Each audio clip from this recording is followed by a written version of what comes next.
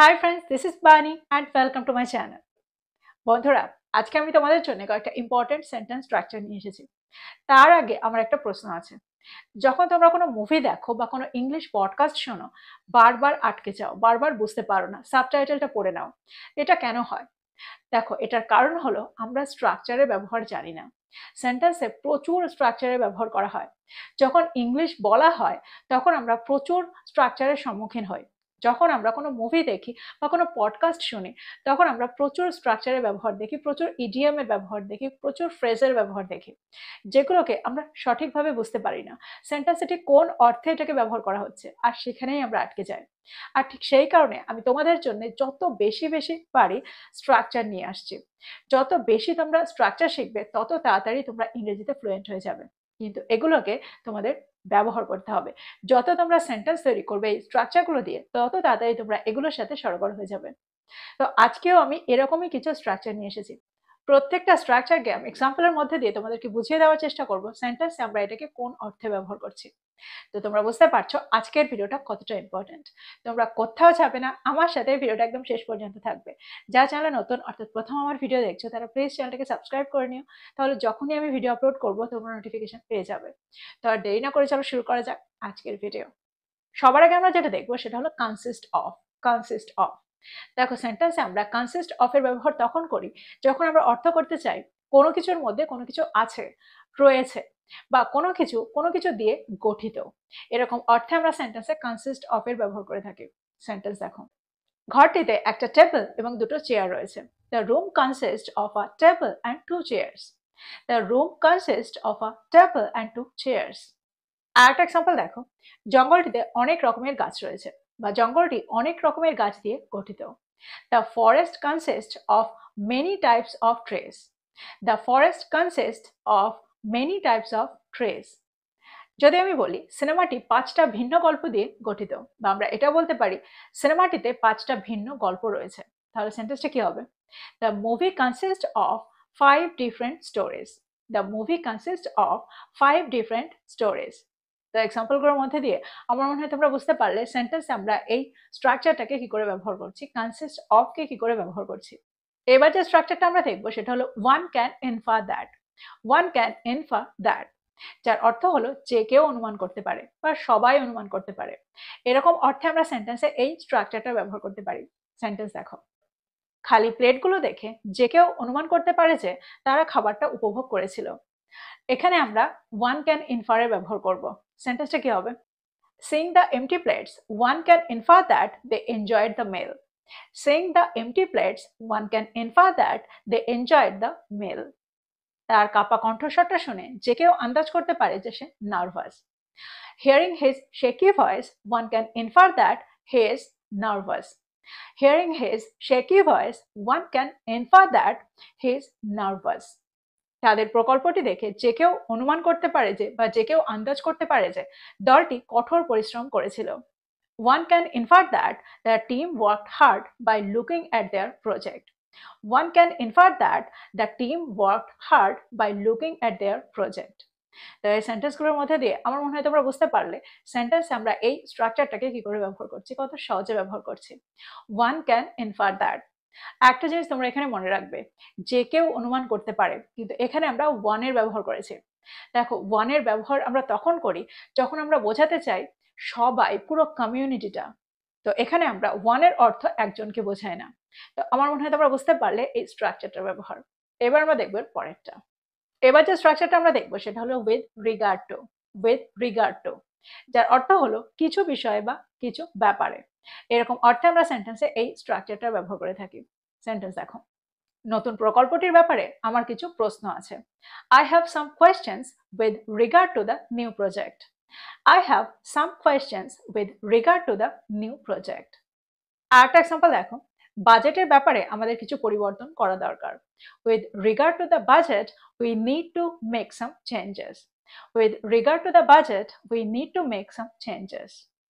আরেকটা এক্সাম্পল দেখো, যদি আমি বলি প্রকল্পটির অগ্রগতির ব্যাপারে আমরা সঠিক পথে রয়েছি, তাহলে সেন্টেন্সটা কি হবে? To the projects progress, we are on the right track. তো এই সেন্টেন্সগুলোর মধ্যে দিয়ে আমার মনে হয় তোমরা বুঝতে পারছো সেন্টেন্স আমরা স্ট্রাকচারটাকে কি করে ব্যবহার করছি, উইথ রিগার্ড টু কে কি করে ব্যবহার করছি। এবার আমরা দেখব পরের স্ট্রাকচারটা। এবার যে স্ট্রাকচারটা আমরা দেখব সেটা হলো টু ইলাস্ট্রেট। টু ইলাস্ট্রেট, যার অর্থ হলো ব্যাখ্যা করতে। সেন্টেন্স দেখো, সেন্টেন্স আমরা টু ইলাস্ট্রেটকে কোন অর্থে ব্যবহার করছি? সমস্যাটি ব্যাখ্যা করতে আমি আপনাকে তথ্যটি দেখাবো। To illustrate the problem I will show you the data. To illustrate the problem I will show you the data. আর একটা এক্সাম্পল দেখো, শিক্ষার গুরুত্বটা ব্যাখ্যা করতে আমাকে আপনাকে একটা উদাহরণ দিতে দিন। To illustrate the importance of education, let me give you an example. To illustrate the importance of education, let me give you an example.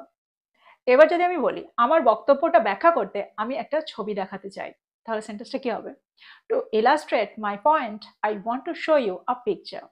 To illustrate my point, I want to show you a picture.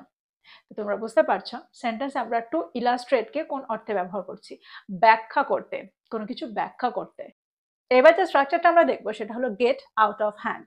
Get out of hand, দেখো স্ট্রাকচারটার ব্যবহার আমরা সেন্টেন্সে তখন করি যখন আমরা বোঝাতে চাই হাতের বাইরে চলে যাওয়া, অপ্রতিরোধ্য হয়ে যাওয়া। এরকম অর্থে আমরা সেন্টেন্সে এই স্ট্রাকচারটা ব্যবহার করে থাকি। সেন্টেন্স দেখো, যদি তুমি এটা নিয়ন্ত্রণ না করো তবে পরিস্থিতি হাতের বাইরে চলে যাবে। If you don't control it, the situation will get out of hand. If you don't control it, the situation will get out of hand. তো তোমরা বুঝতে পারছো অপ্রতিরোধ্য হয়ে যাবে, পরিস্থিতিটা অপ্রতিরোধ্য হয়ে যাবে, তখন তাকে আর হাতে আনা যাবে না। এরকম অর্থে আমরা সেন্টেন্সে এই স্ট্রাকচারটার ব্যবহার করছি, তাকে আর কন্ট্রোল করা যাবে না। আরেকটা এক্সাম্পল দেখো, যখন তারা তর্ক শুরু করেছিল পরিস্থিতিটা হাতের বাইরে চলে গিয়েছিল। সেন্টেন্সটা কি হবে? The situation got out of hand when they started arguing. The situation got out of hand when they started arguing. তো এই সেন্টেন্স দুটোর মধ্যে দিয়ে আমার মনে হয় তোমরা বুঝতে পারছো গেট আউট অফ হ্যান্ডকে আমরা কি করে ব্যবহার করছি, কোন অর্থে ব্যবহার করছি। আর সেন্টেন্সটা যখন পাস্ট টেন্সে থাকছে তখন আমরা গেটের সেকেন্ড ফর্ম গট এর ব্যবহার করছি। এবার আমরা দেখব পরের স্ট্রাকচারটা। এবার যেটা আমরা দেখবো সেটা হলো under the circumstances. Under the circumstances, যার অর্থ হলো এই পরিস্থিতিতে। যখন আমরা বোঝাতে চাইবো কোনো খারাপ পরিস্থিতি, কোনো ডিফিকাল্ট পরিস্থিতি, তখন আমরা এই স্ট্রাকচারটা ব্যবহার করব। যখন আমরা বোঝাতে চাইবো কোনো আনইউজুয়াল পরিস্থিতি, তখন আমরা সেন্টেন্সে এই স্ট্রাকচারটা ব্যবহার করব, আন্ডার দ্য সার্কামস্ট্যান্সেস। এই পরিস্থিতিতে কোনো কিছু করা, এরকম অর্থে আমরা সেন্টেন্সে এই স্ট্রাকচারটা ব্যবহার করে থাকি। সেন্টেন্স দেখো, তার মধ্যে দিয়ে তোমরা আরো ভালো করে বুঝতে পারবে। এই পরিস্থিতিতে আমরা ট্রিপটা বাতিল করার সিদ্ধান্ত নিয়েছিলাম। Under the circumstances, we decided to cancel the trip. Under the circumstances, we decided to cancel the trip. একটা এক্সাম্পল দেখো, ওই পরিস্থিতিতে আমাদের বেরিয়ে যাওয়া ছাড়া অন্য আর কোনো উপায় ছিল না। দেখো স্ট্রাকচারটাকে যখন আমরা ব্যবহার করব তখন আমরা অর্থ করতে পারি ওই পরিস্থিতিতে বা এই পরিস্থিতিতে, দুটোই কারেক্ট। তো সেন্টেন্সটা কি হবে? Under the circumstances we had no other choice but to live. Under the circumstances we had no other choice but to live. তো তোমরা বুঝতে পারছো সেন্টেন্সে আমরা আন্ডার দ্য সার্কামস্ট্যান্সেস এর ব্যবহার কখন করছি। দেখো সেন্টেন্সে আমরা আন্ডার দ্য সার্কামস্ট্যান্স বলবো না, আমরা বলবো under the circumstances, that means plural form. এবার যে স্ট্রাকচারটা আমরা দেখবো সেটা খুবই কমন একটা স্ট্রাকচার, প্রায়ই আমরা স্ট্রাকচারটা ব্যবহার হতে শুনি। এটা হলো in the blink of an I. In the blink of an I, যার অর্থ হলো চোখের পলকে, নিমিষের মধ্যে। আমরা প্রায় বলে থাকি চোখের পলকে গাড়িটা উধাও হয়ে গেল, চোখের পলকে সে বেরিয়ে গেল। এরকম অর্থে আমরা সেন্টেন্সে in the blink of an I এর ব্যবহার করে থাকি। সেন্টেন্স দেখো, গাড়িটা চোখের পলকে অদৃশ্য হয়ে গিয়েছিল। The car disappeared in the blink of an I. The car disappeared in the blink of an I. আরেকটা এক্সাম্পল দেখো, তার ফোনটি চোখের পলকে চুরি হয়ে গিয়েছিল। Her phone was stolen in the blink of an eye. Her phone was stolen in the blink of an eye. যদি আমি বলি চোরটা চোখের পলকে পালিয়ে গিয়েছিল, তাহলে সেন্টেন্সটা কি হবে? The thief ran away in the blink of an eye. The thief ran away in the blink of an eye. বা আমরা এটাও বলতে পারি the thief escaped in the blink of an eye. The thief escaped in the blink of an eye. তো এই সেন্টেন্সগুলোর মধ্যে দিয়ে আমার মনে হয় তোমরা বুঝতে পারলে সেন্টেন্সে আমরা the blink of an eye কে কোন অর্থে ব্যবহার করছি। তো এই ছিল কিছু ইম্পর্টেন্ট স্ট্রাকচার, যে স্ট্রাকচারগুলোর ব্যবহার আমরা প্রায় হতে শুনি। আর এই স্ট্রাকচারগুলো ব্যবহার না জানলে ইংরেজি বোঝা সত্যিই অসম্ভব। তো প্রত্যেকটা স্ট্রাকচারকে নোট ডাউন করো, যেগুলো তোমরা জানো না সেই স্ট্রাকচারগুলোকে নোট ডাউন করো, আর এগুলো দিয়ে সেন্টেন্স তৈরি করো, আর সেগুলোকে বারবার প্র্যাকটিস করো তোমাদের কনভারসেশনে।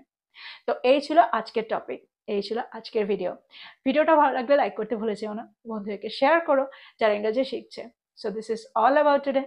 I will be back with another video. Till then, take care. Thank you for watching this video. Bye bye.